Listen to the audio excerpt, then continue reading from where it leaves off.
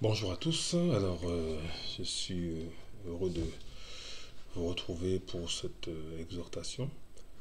Alors, en ce moment, nous sommes dans une période dite de Noël, hein. Je dis bien dite de Noël, parce que c'est un terme que la Bible n'utilise pas. Mais c'est une période où tout le monde se réjouit parce que on fête la naissance de Christ. Donc, les gens sont contents, ils sont joyeux. En ce moment même, les gens sont en train de se préparer pour réveillonner. Oui, moi, je suis avec vous en train d'échanger la parole de Dieu parce que je n'ai pas à réveillonner de quoi que ce soit. Si ce n'est de prendre ce temps-là pour pouvoir partager avec vous cette exhortation qui, j'espère, nous fera du bien à nous tous parce que, comme elle est basée sur les Écritures, elle me fait autant de bien qu'elle pourrait vous faire parce qu'il s'agit des Écritures. Alors, il m'a été dit, est-ce que le 24, pourquoi je ne fête pas la naissance de Christ? Parce que nous sommes des chrétiens, donc on a essayé de fêter la naissance de Christ. Donc ça voudrait dire que la naissance de Christ est une fête. C'est quelque chose que chaque année les gens se préparent.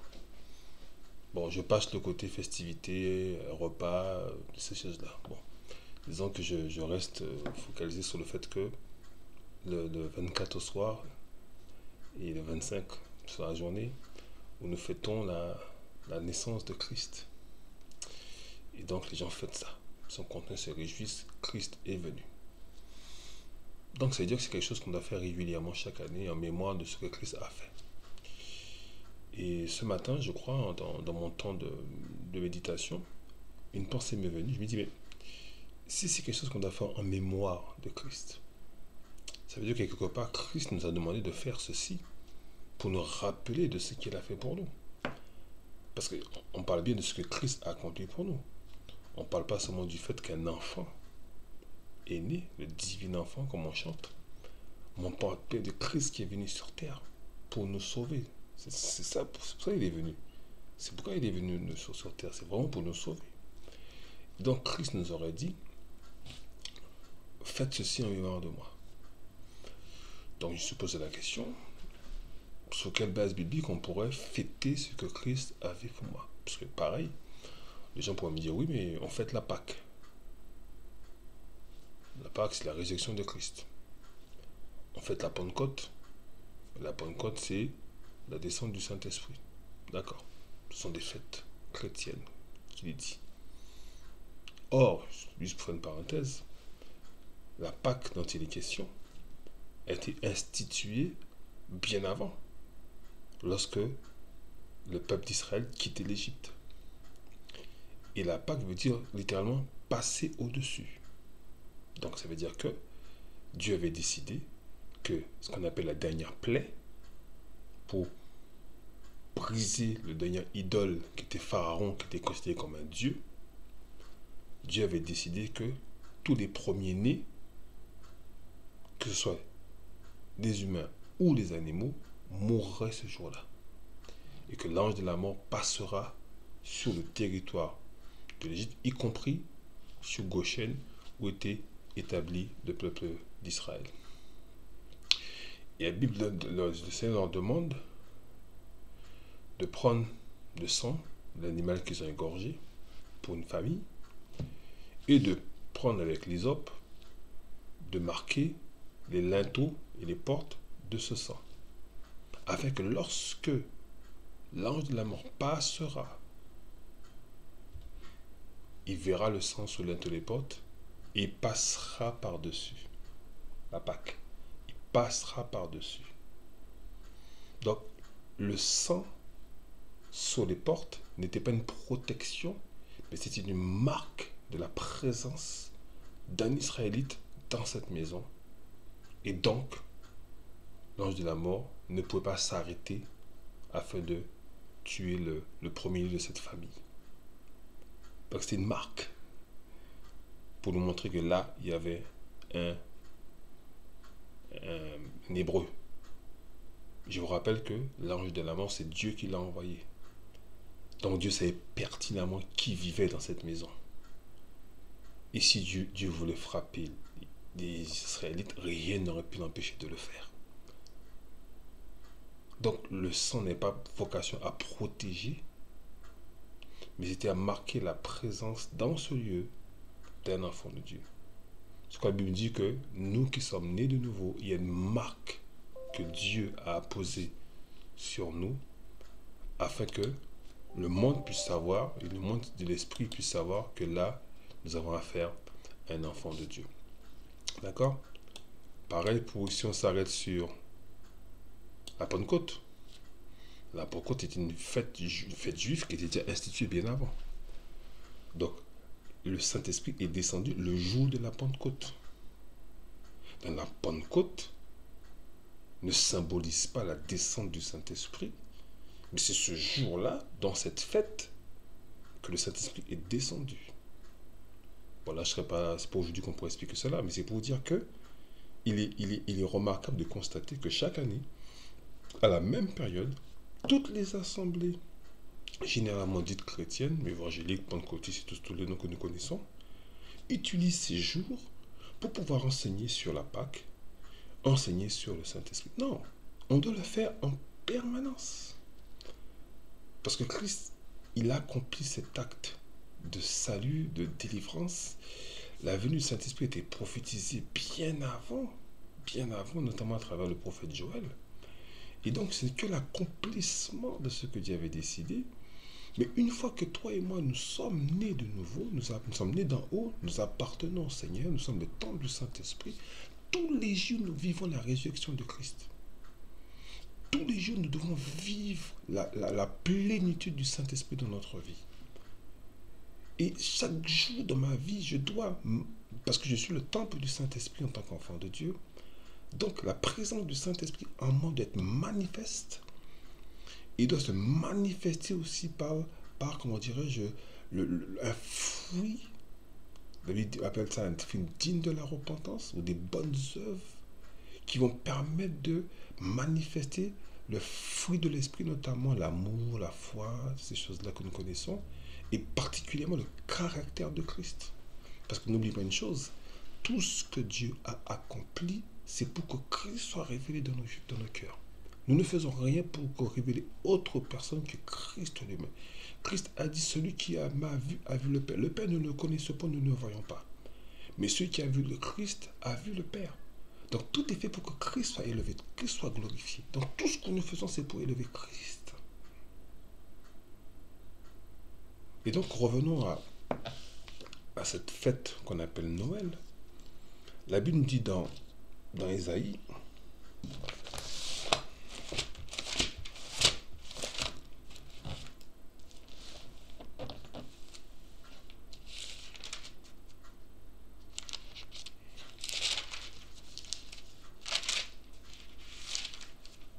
excusez-moi, j'ai perdu la référence. Il dit, un enfant nous est né, un fils nous est donné. D'accord, c'est quelqu'un. Un enfant nous est né, un fils nous est donné.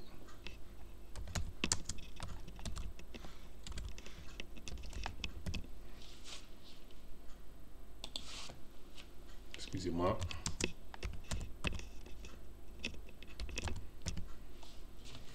Un enfant nous est né, un fils nous est donné, d'accord? Il dit que la souveraineté reposera sur son épaule, c'est bien ça, d'accord? Reposera sur son épaule, d'accord? On l'appellera Père éternel, Dieu puissant, vous connaissez tout ce passage-là. Et là, la Bible nous enseigne véritablement que, il dit, un fils nous est né. Donc, c'est-à-dire ce fils-là, c'est un don pour nous. D'accord? C'est un don pour nous. Ce fils qui nous est donné, c'est un don pour nous. D'accord? C'est un don pour que nous puissions nous revenir auprès du Seigneur. Donc, c'est un don qui nous a été donné par le Seigneur, afin que nous puissions retourner auprès du Père. Un fils nous est né. D'accord? Il nous est donné. La souveraineté reposera sur son épaule. On l'appellera Père éternel, Dieu puissant. Vous connaissez toute l'histoire. D'accord?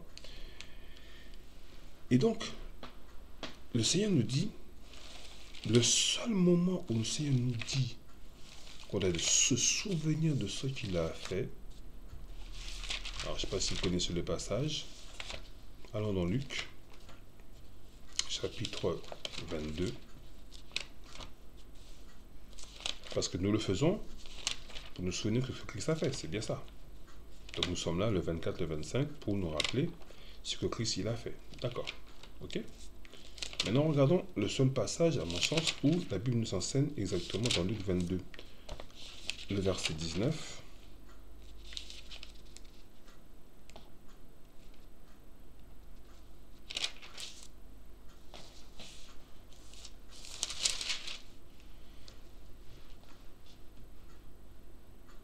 Si on lit à partir du verset 17, il dit, ayant pris une coupe et rendu grâce, il dit, prenez cette coupe et distribuez-la entre vous. Car je vous le dis, je ne boirai plus désormais du fruit de la vigne jusqu'à ce que le royaume de Dieu soit venu. Ensuite, il prit du pain, et après avoir rendu grâce, il le rompit. Et le donna en disant, ceci est mon corps, qui s'est donné pour vous. Faites ceci en mémoire de moi. Faites ceci en mémoire de moi. La version par vivant dit, faites cela plus tard en souvenir de moi. Le mot origine veut dire se rappeler, se remémorer. D'accord? Donc il dit, faites ceci en mémoire de moi. Qu'est-ce que vous devez faire pour vous rappeler de ce que j'ai fait? De quoi vous devez vous souvenir? Il précise. Là, il parle de ce qu'on appelle la Sainte Seine. D'accord? Il prit le pain, le remplit. Verset 20. Il prit de même la coupe après le souper et la donna en disant, cette coupe est la nouvelle alliance en mon sang qui est répandue pour vous. D'accord? Un autre verset va dire que le corps est un aliment et ce sang est un breuvage. Non pas un breuvage, comme tel un médicament, quelque chose qui guérit. Ça veut dire encore que par ces meurtrissures, nous sommes guéris. Le sang a coulé. Christ était meurtri dans son corps. Et comme son corps a été meurtri, la Bible dit que toutes les souffrances, c'est quand on dit qu'il n'était pas beau à voir, il a été flagellé, sa barbe a été arrachée, toutes ces choses n'étaient pas beau à voir. Pourquoi? Ce sont nos fautes qu'il a pris. Et par ces meurtrissures, nous sommes guéris. Et plus tard, ils vont nous dire que sans effusion de sang, il n'y a point de pardon des péchés. Donc si je dois me souvenir de ce que Christ a fait, ce n'est pas sa naissance. Sa naissance, c'était, entre guillemets, le point de départ pour ce qu'il a accompli 33 ans après. Et c'est ce qu'il dit aux disciples de se rappeler. Rappelez-vous que mon corps a été brisé pour vous et mon sang a été versé pour vous. Et 1 Corinthiens 7 nous dit, 17, je crois que c'est 11,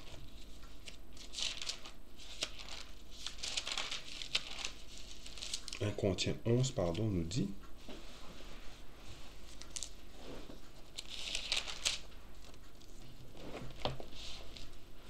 Paul parle toujours de ce même événement, il dit, « Car j'ai reçu du Seigneur ce que je vous ai enseigné. C'est que le Seigneur Jésus, dans la nuit où il fut livré, prit du pain. » Donc c'est ce qu'on a vu tout à l'heure dans Luc 22. « Et après avoir rendu grâce, le rompit et dit, « Ceci est mon corps qui est rompu pour vous. Faites ceci en mémoire de moi. » De même, après avoir soupé, il prit la coupe et dit, « Cette coupe est la nouvelle alliance en mon sang. Faites ceci en mémoire de moi toutes les fois que vous en boirez. Toutes les fois que vous en boirez. Car toutes les fois que vous mangez ce pain et que vous buvez cette coupe, vous annoncez la mort du Seigneur jusqu'à ce qu'il vienne. » Waouh! Il dit toutes les fois que vous faites ceci, toutes les fois que vous faites ceci, non pas une fois par an, dont on parle de temps en temps, toutes les fois que vous... C'est-à-dire que on doit pouvoir se rappeler de ce qu'Christ a fait tout le temps, en tout temps. Et il nous a donné un moyen de le faire, c'est ce qu'on appelle la Sainte Seine. Et là, Christ parle à qui? Il parle à des hommes et des femmes qui ont accepté ce que Christ a accompli à la croix et qui littéralement sont nés d'en haut, ou nés de nouveau, ce qu'on appelle la nouvelle naissance. Ils ont confessé de leur bouche le Seigneur Jésus et ils ont cru dans leur cœur qu'il est mort et ressuscité pour eux. Ces personnes-là, maintenant, elles sont nées d'en haut, elles ont reçu la nature de Dieu en elles, elles sont plus pécheresses de nature, la nature du péché a été brisée en elles, elles sont devenues enfants de Dieu, elles ont reçu la nature divine en elles. Et ces personnes-là maintenant se rappellent, se remémorent ce que Christ a accompli pour elles, pour se dire qu'en fin de compte, aujourd'hui, comme Paul a dit, ce n'est plus moi qui vis, c'est Christ qui vit en moi. Pourquoi je peux dire ça? Parce qu'un jour, Christ a quitté la gloire qui était la sienne, ceci nous est relaté dans Jean chapitre 17, la gloire qui était la sienne, afin de s'enfermer dans un corps de péché, afin que toi et moi, en prenant notre place, Christ puisse prendre le châtiment qui nous était destiné. Et c'est fait malédiction, ce qui dit maudit quiconque est pendu au bois. Il se fait malédiction afin que toi et moi nous soyons sauvés. Et à cause de ce qu'il a fait, je peux me réjouir, je peux fêter, je peux festoyer si je veux. Non pas de sa naissance, mais ce qu'il a accompli pour moi. Parce que si je dis, oui, je me réjouis de sa naissance, c'est bien, d'accord. Mais le plus important, c'est pas sa naissance. Parce que je vous rappelle que c'est Christ qui est venu sur terre. Donc quelque part, Dieu sur terre, Dieu n'a pas de naissance. Il existait bien avant.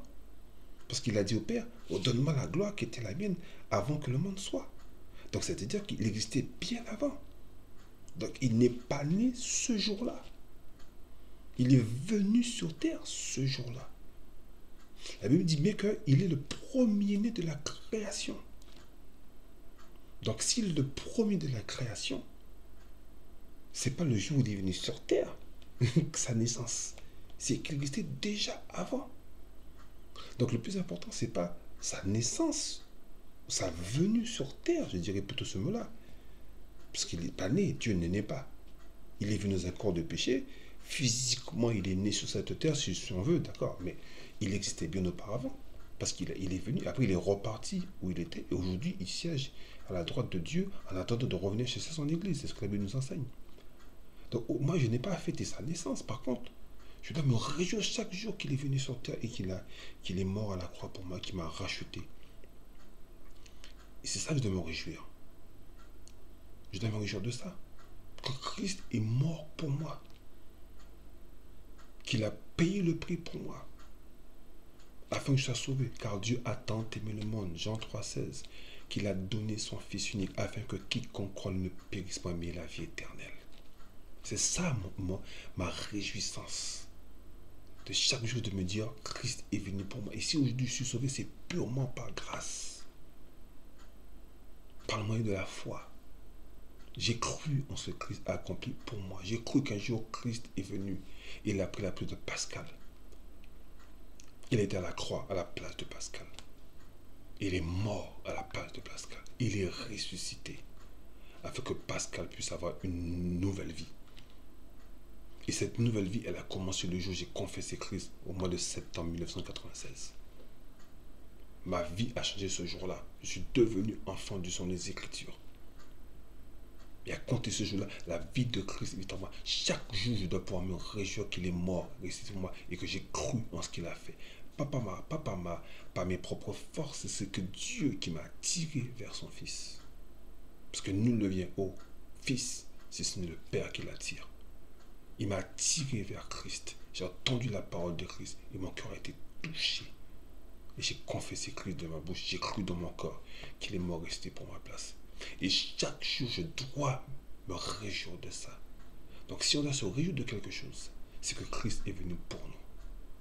Il est venu pour nous sauver. Il est venu pour nous ramener à lui. La volonté de Dieu, c'est que tout le monde soit sauvé et que personne ne périsse. C'est en cela qu'on doit se réjouir. Je dois me réjouir tous les jours que Christ est venu. Et il m'a dit, faites ceci en mémoire de moi. Si je dois me rappeler de quelque chose, si je dois me réjouir de quelque chose, c'est que Christ est venu sur terre et qu'il est mort et ressuscité à ma place. C'est ça, ma joie. Ma joie, elle est là. Que Christ est mort pour moi. Je suis devenu enfant de Dieu. Alléluia. Béni soit le nom du Seigneur, qui m'a retiré de la boue du péché dans laquelle j'étais. Je ne savais même pas, mais je l'étais. Parce que la Bible me l'enseigne à cause. Parce que Adam, ce n'est pas le prénom de la personne. Adam symbolise l'être humain, l'humain. Adama, l'humain. Et l'humain a péché. Donc, il a dit que le péché est rentré par Adam. L'humain, l'être humain.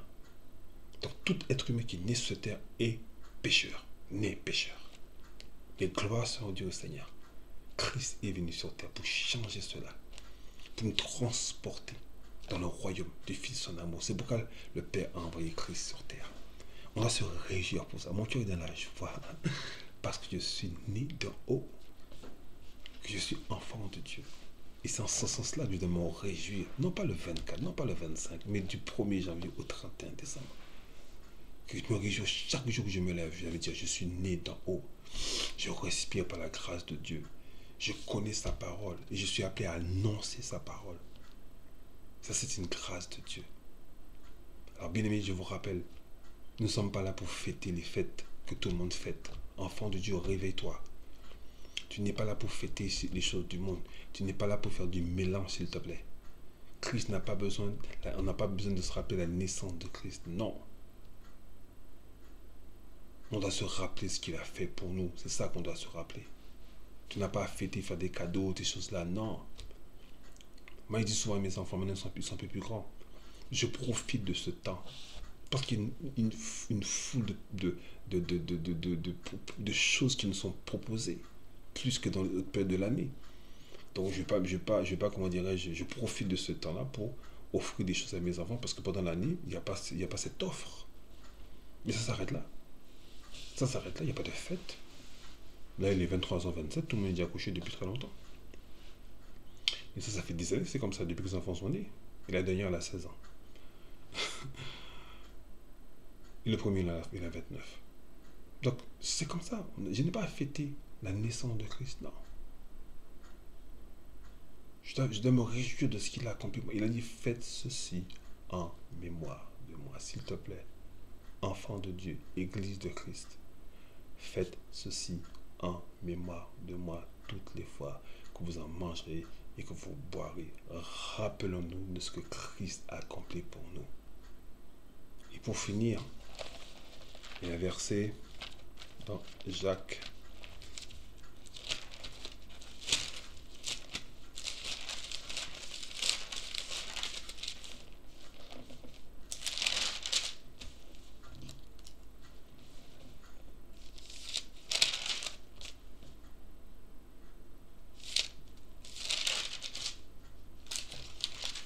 Alors, excuse-moi, c'était pas prévu, mais ça m'est revenu en tête là. Alors, Jacques nous dit. Alors, où est ce passage-là? Il parle de la religion. Parce que souvent on nous dit, voilà. Jacques chapitre 1, verset 27. On parle de religion, d'accord? Il dit, la religion pure et sans tache devant Dieu notre Père consiste à visiter les orphelins et les veuves dans leur affliction et à se préserver des souillures du monde. Et à se préserver des souillures du monde. Il dit, la version transcription dynamique, parole vivante, la religion authentique et irréprochable aux yeux de Dieu, notre Père, consiste à aider les orphelins et les veuves lorsqu'ils passent par l'épreuve et à se garder soi-même sans tâche en se préservant de l'influence corruptrice du monde. Et cette partie-là, on l'oublie souvent. On dit, moi, j'ai rien fait de mal. J'aide mon prochain. Oui, c'est très bien. Mais la fin nous dit de se préserver des souillures du monde. Et ça, personne ne peut se préserver des souillures du monde si Christ n'est pas en lui. Si la force de Christ n'est pas en toi, tu ne peux pas te préserver de ce que le monde te propose. Et donc, la seule chose que tu dois te dire, mais comment faire pour me préserver des souillures du monde? S'il n'y a pas qu'une manière de faire, c'est de recevoir Christ dans ton cœur, de devenir un enfant de Dieu selon les Écritures. Et à ce moment-là, de te rappeler tout ce qu'il a accompli pour toi à la croix. Il est mort pour toi, il est ressuscité pour toi. Il a vaincu la mort et le séjour des morts. Il a vaincu le péché. Et il a mis en toi sa nature, afin que tu deviennes son enfant. Et là, quand tu deviens son enfant, tu peux te préserver des souillures du monde. Et c'est ce que Dieu veut. C'est ça la religion véritable. C'est se préserver des souillures du monde. Donc que Dieu te bénisse, que Dieu nous bénisse, et que par la grâce de Dieu, nous persévérons à connaître qui est ce merveilleux Christ. Et je me ferai un réel plaisir de revenir vers vous pour continuer ce merveilleux voyage dans la connaissance de qui est Christ et quelles sont ses œuvres. Que Dieu vous bénisse.